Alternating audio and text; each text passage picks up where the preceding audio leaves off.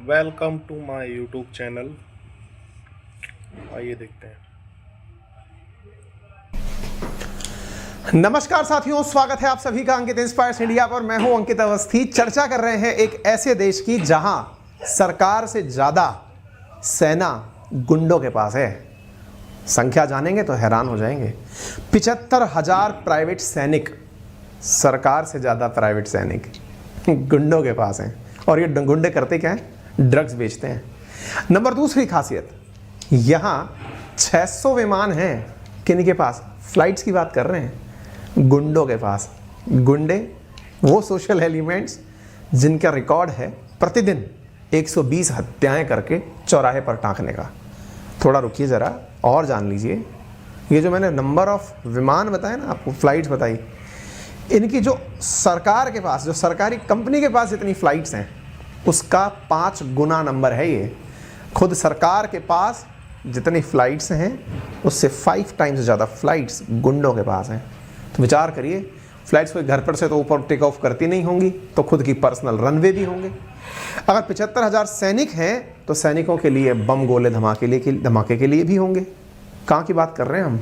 बात कर रहे हैं मैक्सिको की। आपके दिमाग में सवाल बनेगा, गुरुजी अचानक मैक्सिको कहाँ पहुँच लिया आप? ठीक है, मान लिए कि कहाँ है, कैसे है, वो तो हम जान ही लेंगे, लेकिन पहुँच कैसे गए यहाँ तक? इसलिए पहुँच गए जनाब क्योंकि यहाँ पर मैक्सिको के अंदर जगह है मैक्सिको सिटी, और उस मैक्सिको सिटी में अभी हाल ही में 2 दिन पहले हुई गोलाबारी में वहाँ के मेयर को भून दिया गया। मेयर ही नहीं, कई पुलिस वाले, कईयों को निपटा दिया गया। जानकारी एज यूजुअल, ड्रग कार्टेल की लड़ाई थी। आ रहा है कुछ इंटरेस्ट? आइए न्यूज़ देखते हैं। मैक्सिको सिटी मेयर के साथ 18 लोगों को डेडली शूटिंग में निपटा दिया गया है। Drug gang killing 20 in attack on the city hall southern Mexico. कहीं नंबर 20 है, कहीं 18 है, लेकिन कुल मिलाकर बात यह है कि एक दिन पहले मैक्सिको के मेयर का असैसिनेशन हो गया है। कहां पर हुआ है? मैक्सिको सिटी के अंदर। अब आप पूछेंगे, कहानी थोड़ा विस्तार से बताइए। ये है वो व्यक्ति जो मर गए, ये इनको दफन कर दिया गया है। आप पूछेंगे कि साहब आप इतनी निर्दयता से क्यों बता रहे हैं? कारण है साहब, जो लोग सत्ता में हैं उनकी प्रेजेंस में अगर ये चीजें चल रही हैं तो ये समानांतर सरकार है। एक कहावत है हमारे राजस्थान में कि जब बोया पेड़ बबूल का तो आम कहाँ से होए। तो प्रभु, जब आपने बोए ही पहले कांटे हैं तो आप कैसे उम्मीद कर सकते हैं कि वहां पर कुछ फल निकल आएंगे? सिमिलरली, जब यहाँ की सरकारें खुद कुछ नहीं उखाड़ पा रही हैं ड्रग्स वालों का, तो फिर भैया अंत परिणति तो खुद पे ही होगी। वही भस्मासुर वाली कहानी है, जिन्होंने वरदान दिया उन्हीं को लपेटने चल दिया था वो। बाय द वे, मैप के ऊपर आते हैं।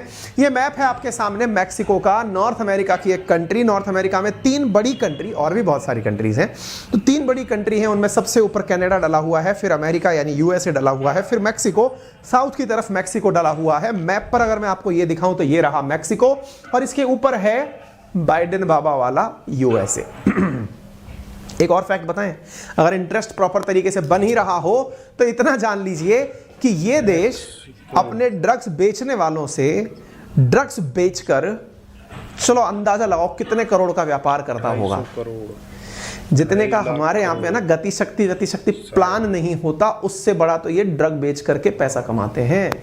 2.5 लाख करोड़ रुपए सालाना का इनका व्यापार है ड्रग बेचने से। Facts to be memorize. कितने का? 2.5 लाख करोड़ रुपए का। अच्छा, कई जगह तो अमेरिका की कई एजेंसीज अचंभित हैं कि इतना तो यार अमेजन और वॉलमार्ट जैसी कंपनियों का टर्नओवर नहीं है। $500 बिलियन, $500 ट्रिलियन ड्रग्स का कारोबार है। आपके दिमाग में फिर एकदम बनना जाएगा, तो इसका मतलब तो ये बहुत पैसे वाला देश होगा। ना बाबा ना, मामला कुछ और है। माल बनाते हैं भाई लोग, बेचते अमेरिका को है। बॉर्डर टच है इसका नॉर्थ में अमेरिका के साथ, नॉर्थ अमेरिका के साथ। माल इनका बिकने नॉर्थ अमेरिका ही जाता है, यानी कि ऊपर की तरफ अपने यूएसए जाता है। यूएसए के जो आसपास की बाउंड्री स्टेट्स हैं उनके अंदर जाकर माल बिकता है। बिल्कुल संगठित क्राइम की तरह से है। सरकारों ने, अरे ट्रंप जब थे ना, तो ट्रंप इसी से लड़ने के चलते दीवार बनाने की बात कर दिए थे कि मैं दीवार बनाऊंगा। बाइडेन बाबा आए, उन्होंने कहा नहीं, दीवार मैक्सिको के खिलाफ ही बन रही थी, अगर कुछ याद आ रहा हो तो। इनकी ड्रग्स के ऊपर तो जाने कितनी सारी फिल्में बन चुकी हैं, कोई कुछ कर नहीं पाता। अमेरिका के अंदर ड्रग्स लेने वालों की संख्या ऑस्ट्रेलिया की आबादी के बराबर है। लगभग ड्रग्स को बेच करके ये $39 बिलियन का सालाना प्रॉफिट कमाते हैं। एक तो होता है बिजनेस और एक होता है प्रॉफिट। सर ये बनाते कैसे हैं ड्रग्स? मतलब क्या यहाँ पर अफीम, गांजा, हेरोइन ये बहुत ज्यादा मादम पैदा होता है क्या? अरे भैया डिमांड इतनी ज्यादा है अमेरिका से इनके पास में कि अब तो ये सिंथेटिक केमिकल की गोलियां बना बना करके पैसा कमा रहे हैं। सिंथेटिक गोलियां? अरे भैया अमेरिका में सिंथेटिक गोलियां खाकर मरने वालों की संख्या लाखों में है। 2-2 लाख का रिकॉर्ड है, लोग खा के मर जा रहे हैं। और कहां से आ रही है? सब यहां से। अच्छा बाय द वे ये ड्रग्स का लफड़ा है क्या? क्यों है ड्रग्स कल्चर में, क्यों आता है ड्रग्स? विलासिता। जब नाश मनुष्य पर छाता है तो विवेक पहले ही मर जाता है, और इस विवेक को मारने में जो चीज काम में ली जाती है वो है नशा। और नशे का जो सबसे सुलभ और सबसे आसान तरीका है वो ड्रग्स। कुछ लोग लिकर लेते हैं, कुछ लोग अपनी सफलता का नशा करते हैं, कुछ लोग दवाइयां लेते हैं। उन दवाइयों के निर्माताओं में ये शामिल है। आप पूछेंगे इतना बड़ा मार्केट और चीन का कहीं नाम नहीं आया? अरे छोड़िए जनाब, आपको याद होना चाहिए इंडिया में जब कोरोना की दवाइयां बन रही थी या फिर जब हमारे लॉकडाउन चल रहे थे तब इंडिया में दवाइयों का संकट पैदा हुआ था। कुछ याद है? दवाइयों के अंदर जो यूज होने वाली, इंडिया को कहा जाता है वर्ल्ड की फार्मेसी। फार्मेसी क्यों? क्योंकि दवा बनाकर बेचने वालों में हम बहुत आगे हैं, लेकिन दवा जिन चीजों से बनती है वो केमिकल, उसे कहते हैं active pharmaceutical ingredient. Short form में आप उसे कहते हैं एपीआई। ये एपीआई की फैक्ट्री है चाइना। तो एपीआई बना चाइना से, बनता था इंडिया में और दवाएं बिकती थी दुनिया भर में। ठीक है, क्या आपको लगता है कि एपीआई केवल इंडिया में बिकता है? यानी एक्टिव फार्मास्यूटिकल इंग्रेडिएंट केवल इंडिया वाले लेते हैं? ना बाबा ना। तो फिर मैक्सिको वाले लेते हैं।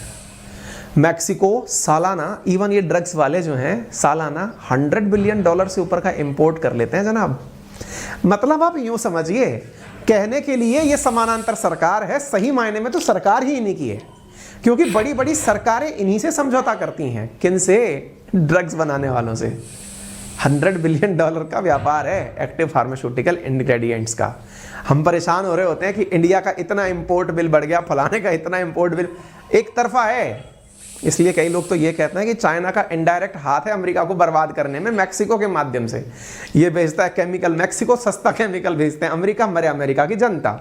युद्ध लड़ना ही नहीं है, वैसे ही निपटा दो। कुछ याद आ रहा है? हिस्ट्री याद दिलाऊं?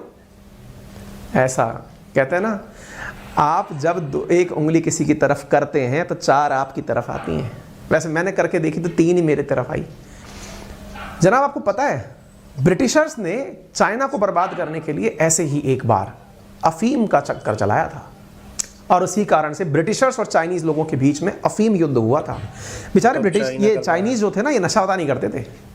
इनके लोगों को ब्रिटिशर्स ने अफीम का नशा लगाया था। अब वही नशा इनको खा रहा है। चाइनीज है ना, केमिकल बना बनाकर मैक्सिकन्स को दिए, केमिकल्स जो है अमेरिकन्स को जा रहे हैं। आप कहेंगे अमेरिकन्स का ब्रिटिशर्स से क्या लेना देना? अरे एक ही घड़ी, एक ही थाली के चट्टे बट्टे हैं सब। ब्रिटिशर्स ही तो हैं ये सब के सब। यहीं से निकले हैं सब यूरोपियन कंट्रीज से अमेरिका में। अमेरिका का जो नेटिव बेचारा अमेरिकन इंडियन था वो तो खत्म है, उसको तो मिटा दिए ये लोग, वेस्ट इंडियन कर करके। अब तो ये सब माइग्रेंट है यहाँ पे, तभी तो ये सब लोग एक साथ ही रहते करते हैं।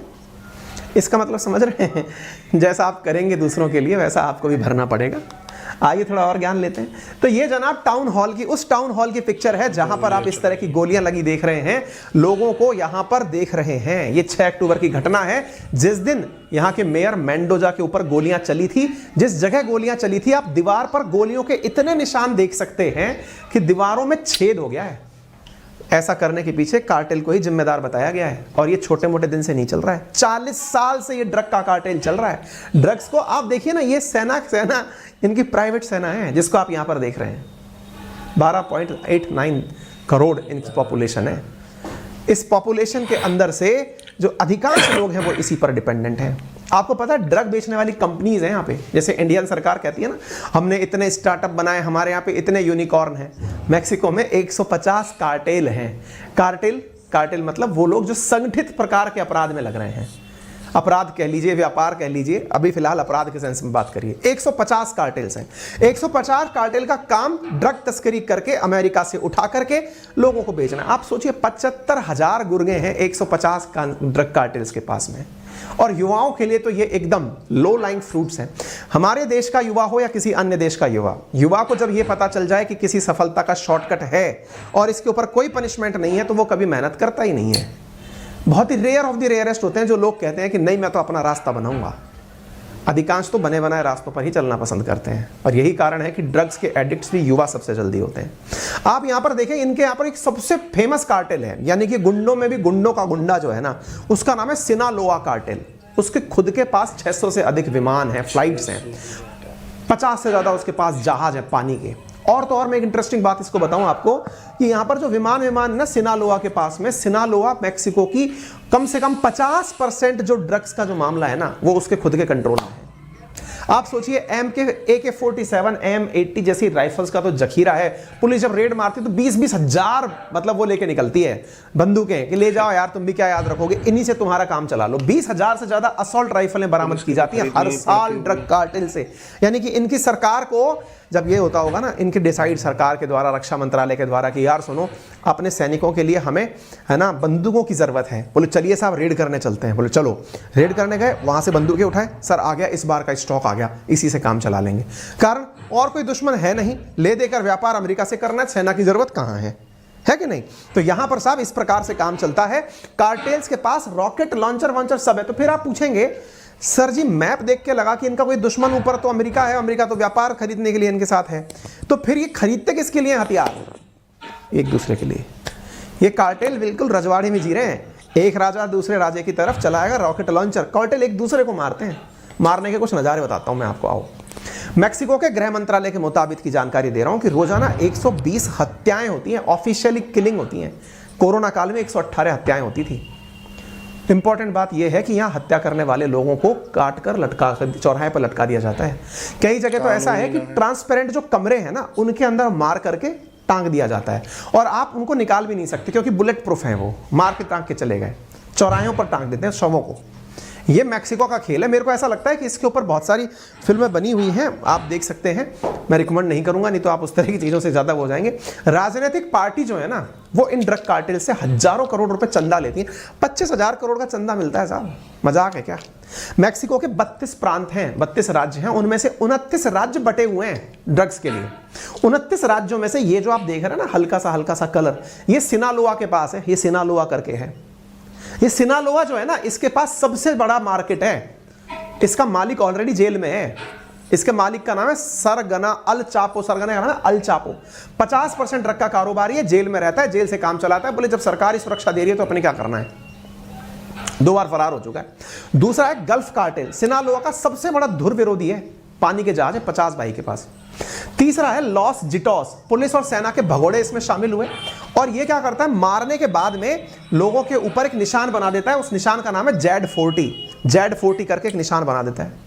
तीसरा है जुआरेज कार्टेल। ये अमेरिका से जुड़ी सीमा पर इसका कब्जा है। इसके पास शार्प शूटर्स और स्नाइपर्स की प्राइवेट आर्मी है। तीसरा है जेलिस्को कार्टेल।